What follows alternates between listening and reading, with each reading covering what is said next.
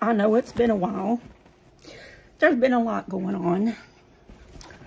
I have new health insurance through the state of Georgia, which is who I work for. And even though it costs more, it evens out because I get free cancer medicine, I get free diabetic medicine, and the diabetic stuff is well worth it, but I mean also as the cancer medicine is. So I don't have to worry about not having it due to lack of money, which in my case happens a lot. It's been a struggle to get all the information I need. Yeah, this little boy right here, him's got fixed yesterday. Oh, he broke my heart. I got home with him. Okay, I turned onto the road that I live on. Once you turn on that road, I'm about a quarter of a mile down. Well, evidently they didn't let him potty at all during the day while he was there. We turned onto our road and he started peeing in the cup holder in the car. And yes, it's disgusting, but it was in the cup holder, which was going to make it really easy to clean up. So as soon as I got in the yard, I stopped and got him out. And I got him out on the driver's side, which was facing the opposite, was not facing the house. So he didn't know where he was, and I was really surprised he didn't know where he was. And he started whining and jumping on me, begging me not to abandon him. And I couldn't reassure him enough. That's not what was happening. He didn't realize we were home. And then my loudmouth hound came outside and started barking, and he ran around the corner of the car and saw where he was, and he was perfectly fine. I'm the one who had the broken heart from him having issues from being dumped 2 months ago. I really didn't think he would remember that, but he did. He was scared to death I was just going to leave him out in the middle of nowhere, my poor bubby. Anyway, Mom is in the hospital, and it's putting a strain on our relationship. I will go all the way back to 2000 when I had my mastectomy. I could go all the way back to when I was first born, but I won't. So I was on my way to the hospital to have part of my body removed, and I tried calling her because wouldn't you want to speak to your child before a big day like that? Or most parents would want to be there, but not her. And I knew she wouldn't want to be there, but I thought she would at least want to talk to me beforehand. So I called and I called and I called. I called for about an hour and she never would answer the phone. Never would. And then after the surgery, my ex called her and told her everything was fine and all that stuff. And then a couple of months later, I had to have a port put in. And I said, well, do you want me to call you before I have the port? And again, it was going to be really early. No, don't call me. I was like, well, I kind of got that feeling when you didn't want to talk to me when I was having my body chopped off. Just, she didn't want to talk to me. Bubby got groomed today, and he's been kind of hacking ever since I got him home. Sorry. I could honestly say, if it wasn't for these dogs, I wouldn't care to live. But I know they need me, so I will stay here for them. I mean, I would never do anything that intentionally hurt myself, but I would give up. I don't give up because of them. So back to my mom. So she didn't want to talk to me before my surgery. I don't remember if we talked the day after, the day I had the surgery. I don't remember if we talked. Everything, with chemo brain, you remember certain things and you don't remember others. So then we started having issues where we would be talking and she would go to sleep. She would be so wrapped up in the TV, she didn't hear what I said. And all sorts of stuff. Jump to it was after Thanksgiving of last year. She started getting sick.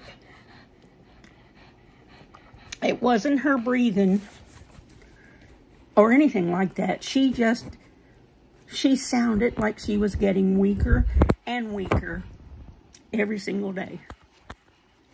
And I kept saying, Mom, you need to go to the hospital. No, I don't. Mom, you need to go to the hospital. No, I don't. And for 3 weeks, I listened to her get weaker and weaker and weaker. It finally got to the point where I had no choice. I did not know what else to do but to reach out to my brother and sister. And if you know what that takes for me to do, you would understand how bad that was. So I did.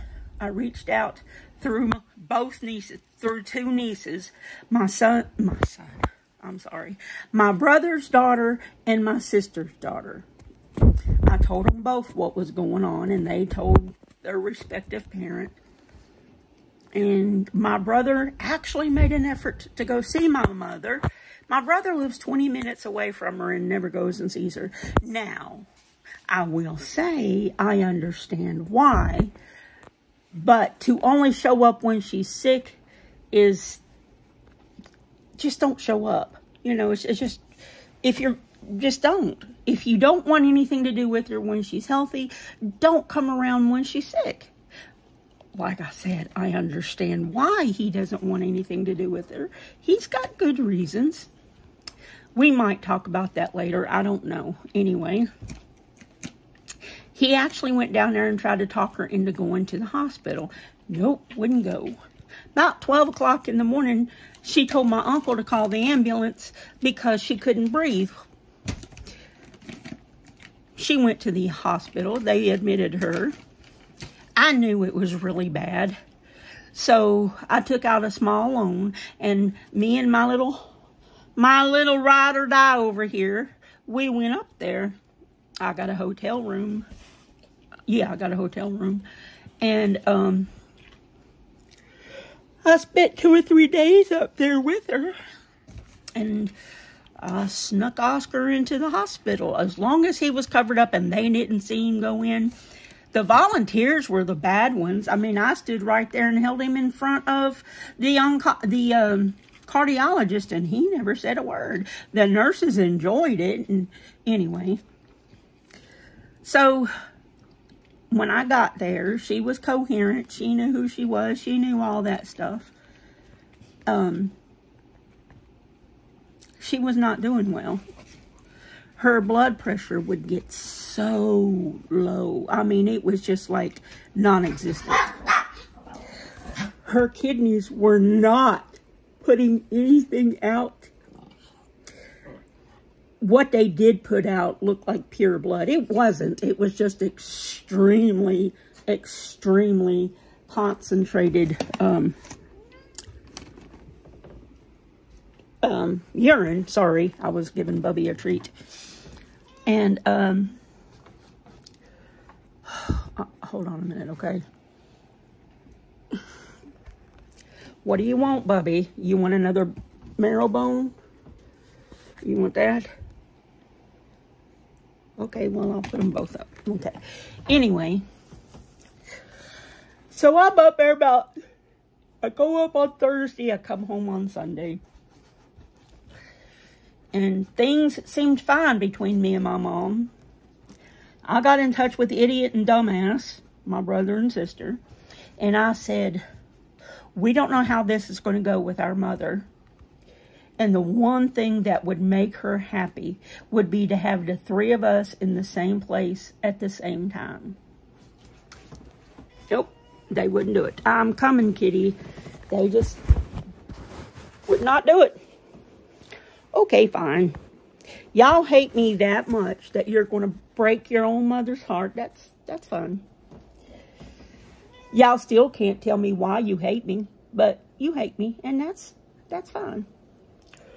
So I come back home, and I care so much about my mother. I call the nurses a lot, and I ask them, okay, what's going on with her. I'm also Mom's medical power of attorney if she's not coherent enough to do it herself.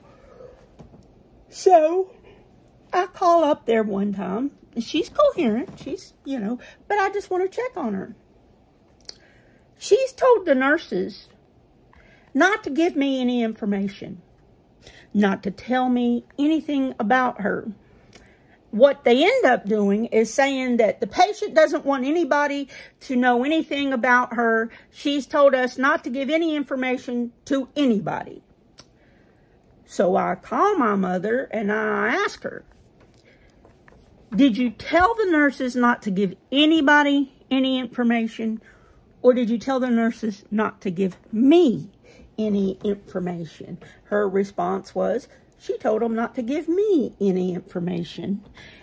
And it took me, it broke my heart. It broke my heart. I said, okay, and hung up. I should have said why, but I didn't, because I didn't think about it.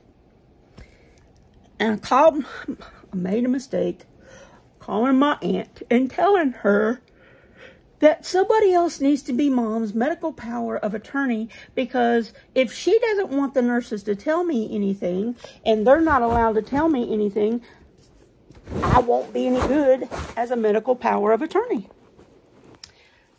And oh my God, she made such a big deal about it. She called my brother. She called my sister. Basically, she wanted to be the medical power of attorney, but she knows that it had to go through them first. And then when I finally sent them the paperwork did say that I was primary, and then Donna and Junior were secondary. And if I couldn't do it, then one of them would have to pick to be the one, or they both could do it. So it ruled my aunt completely out. So because they were making such a big deal about it, my mother got to the point where she wasn't coherent. We truly thought she was going to die. And they were making such a big deal about it. I told them that I will continue to be her medical POA, and that will settle the whole thing. And my mom lives with my uncle, her brother, with two of her brothers, but anyway, one of the uncles owns the house and has the responsibility of all the bills. And my mother owns the house with him. So they split the bills. Well, Mom tried to fix it where he could get into her account if he needed to. No. So we needed to try to figure out how to get into Donald's account so they could pay, Mom's account. All we were going to do was transfer money to Donald's account so that he could pay his bills. That's it. I bent over backwards to do everything I could for Donald, for my uncle, to get things worked out. One of the things I did was try to get, I think they call it a conservatorship. And part of the paperwork is, if she has any other children besides me, I need their name and their address. And I'm assuming it was so the court could send them some paperwork. So my sister finally decided to text with me. And she says, well, I haven't signed anything. And I'm not going to sign anything. And I said, nobody said you did sign anything. And I don't know that you do have to sign anything. I think they just want you to know what I'm doing. And she said, well, I talked to Truman, and Truman said, I don't need to give you my address. They don't need that. Truman is her son-in-law, who is a Roanoke County, Virginia police officer. And we're talking about Mercer County, West Virginia, and what that court needs. My response was simple. Since when did a Roanoke County police officer get a law degree in the state of Virginia and is able to tell a court system in Mercer County what they do and do not need? Keep it up and you're going to get blocked. Bottom line is, I didn't get what I need from either one of them. My brother told my niece to just give me her address to use. And my sister, just being a bitch, believed my nephew-in-law that I don't need it. You know, the court system knows what they want. They know what they need. But this Roanoke County cop, he's just a cop who went through the academy, but he knows what they need. Anyway, so it goes on along. I'm trying to do everything I can to get this money from my uncle.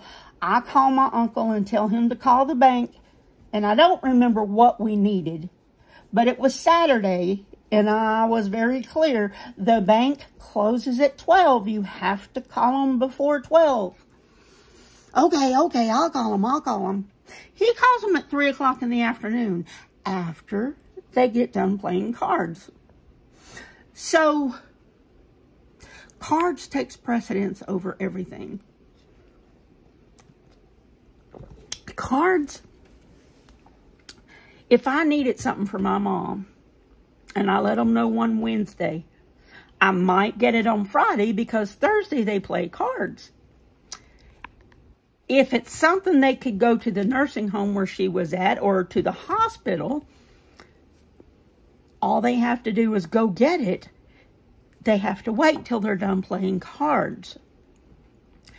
Cards comes before everything. Cards comes before the money they need, before the food on their table, before my mother's life.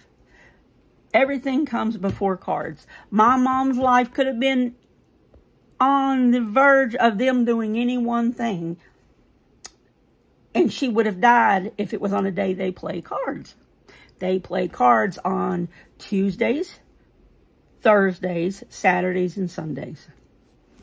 So there's only 3 days a week that if my mom needs something, it'll get done. I live in Georgia. I'm over 400 miles, almost 500 miles away. I can't be there. I have to work. I have to make a living. My brother lives 20 minutes away. He don't give a crap. He don't. My sister lives about 2 hours away. She don't give a crap. They did not show up until my mother nearly died. And I called them and told them. And when she got to the point, when she was coherent, they never showed up. When she finally went to the point where she was incoherent, is when they started showing up. My brother came up her nearly every day as long as she was incoherent. My sister came up her 3 or 4 times. My sister does have further to drive, and okay, fine. She came 2 or 3. I don't know. She came a minimum of 2, but I think it was at least 3 and possibly 4.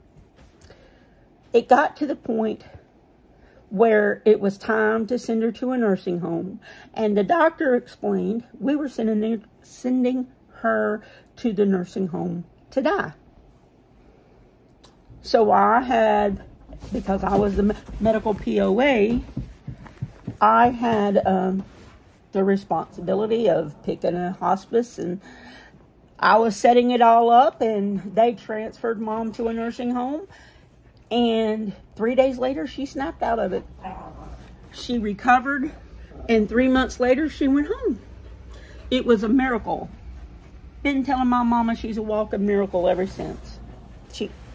Okay. So then she goes home for 3 months. She won't listen. She gets sick again. She goes back into the nursing home for another 3 months. So she was home from back in June. She went back to the Well, I'm thinking, she's only been home about a month. And she told me today she's going back to the nursing home. I feel like she just needs to stay in the nursing home and never go home again. But she doesn't want to give up her car, and she wants to keep paying on her bills. And none of that's true. She wants to help my uncle out.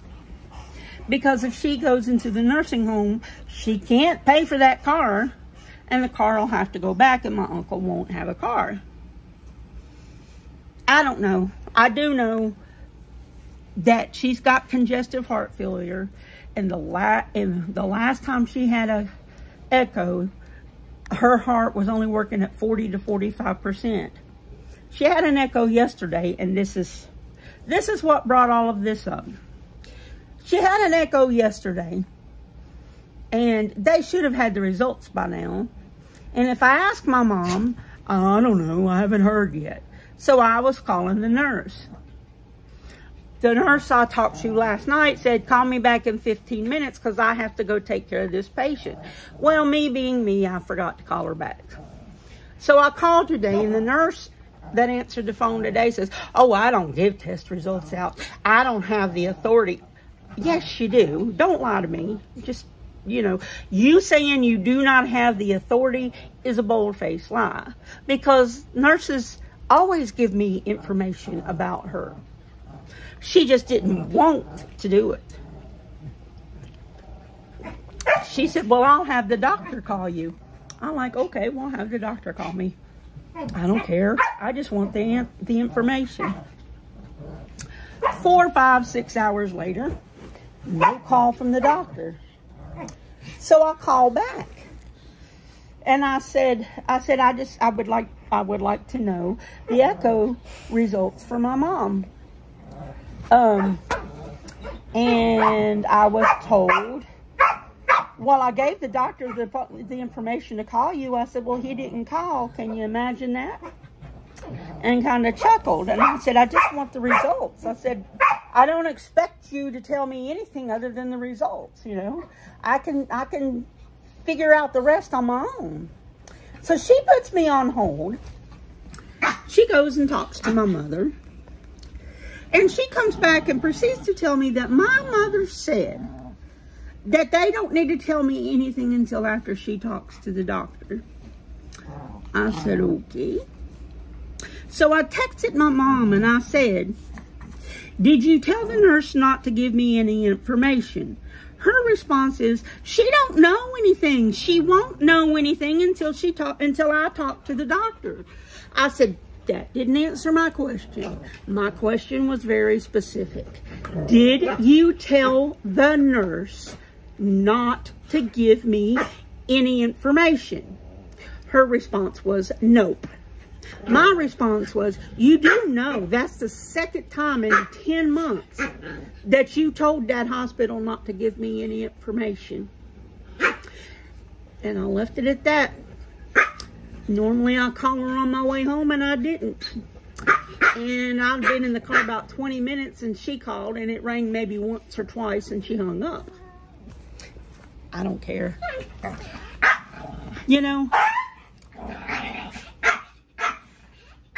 All I can say, honest to God, if it wasn't for these critters here, I would give up and just wither away and die, because nobody in my family cares. They don't. My own mother don't give a shit. I don't know what she thinks that I want to do. All I want to do is make sure she sticks around.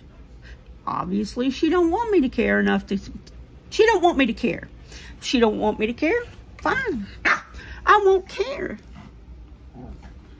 She obviously doesn't care about me, because what kind of mother doesn't even want to speak to their child before they have a major surgery?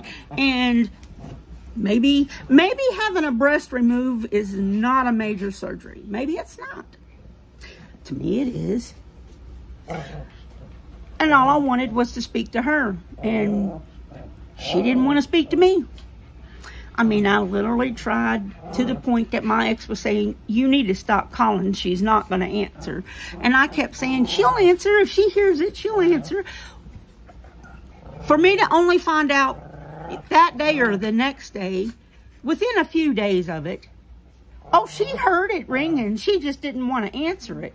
She just wanted to keep sleeping. She chose not to answer. Oh, yeah. Within the last 2-3 weeks, like I said, we talk most days when I go home. And she had been to some doctor's appointments and stuff. And I told her I'd call when I got off work. So I did. No answer. Okay, she's in the bathroom. Okay, fine. 20 minutes later, I call back. No answer. An hour later, I call back. No answer. The next day, when she finally decides to answer the phone around 10 o'clock in the morning, I said, what happened last night? Why didn't you answer the phone? Oh, they put it where I couldn't reach it. I said, what do you mean? She said, it was on the other side of the room. And rather than me saying, why didn't you get up and go get it? I just left it alone because that just proves she don't give a shit. She don't give a shit. She knew it was me because there's a special ringer to let her know that it's me. Hey, your daughter's calling. Hey, your daughter's calling. Your daughter's calling. She didn't care enough to get up and go get the phone. So, why should I care? Why should I care what I do? Why should I care what happens to me? If my own friggin' family don't care, and they don't. My brother and sister hate my guts, and I honestly think my mama does too. And nobody else in the family, nobody cares. Nobody in my family cares. They just don't. They prove it every single day, and I'm stupid enough. I don't know why I do it. I don't know why I do it. And I have to work on just walking away. You know, my mom doesn't have much longer on this earth. She has congestive heart failure. Congestive heart failure is usually caused by inactivity. And my mom won't move. Has been this way for over 10 years.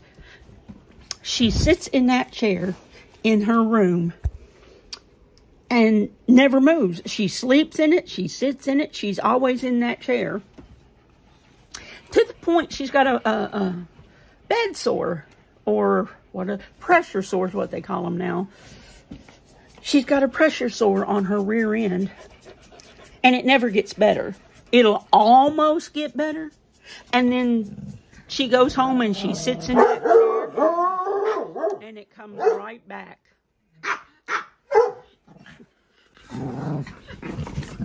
I can honestly say that even though he's being a jerk right now, him and the other three are what keep me going. Stop, Bubby. Bubby! As little as he is, he thinks he rules the roost. He thinks he's the boss of the whole bunch. Typical little dog with big dog-itis. Anyway, I don't know, people. I didn't talk to her for the rest of the day after that. She swears she didn't tell that nurse that, but she did. And she flat out admitted she did in December. So if she doesn't want me to know, why should I care? You know, just why? And I guess I'm just rambling on because I don't know I don't have another soul on the face of this earth who will listen. I appreciate y'all listening. I'm sorry it's been so long, and I love you guys, and bye.